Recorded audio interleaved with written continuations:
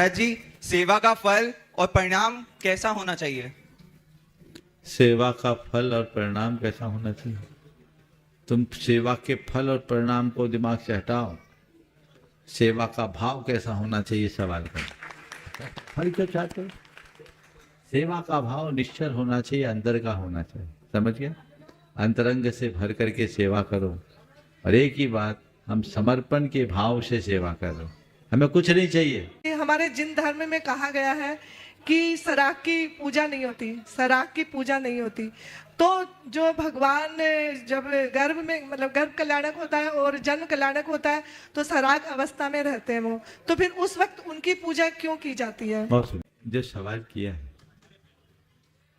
कि सराग की पूजा नहीं होती, बिल्कुल नहीं होती, करनी भी नहीं चाहिए। लेकिन भगवान की सराग अवस्था में पूजा क्यों होती? सराग अवस्था में भगवान की पूजा नहीं होती। गर्भ जन्म तप ज्ञान निर्वाण को प्राप्त भगवान की पूजा की जाती है।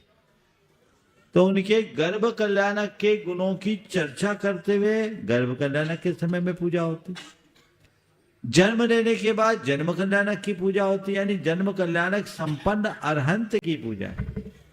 तप कल्याणक संपन्न अरहंत की पूजा है। उस समय उस प्रतिमा की पूजा करते हो कि भगवान की पूजा करते हो? भगवान की। तो हम सराग की पूजा किए कि बीतराग की पूजा किए?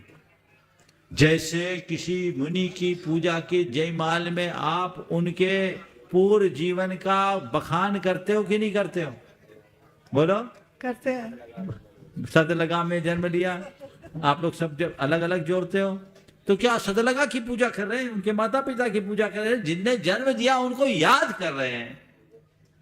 तो इसी तरह गर्भादि कल्याणकों से संपन्न अरहंत परमात्मा की पूजा होती है। और चूंकि गुणारोपण करना होता है, इसलिए सारे कल्याणकों के गुणों का आरोपण उसमें होता है। अतः ये नहीं समझना कि ये सराग पूजा है।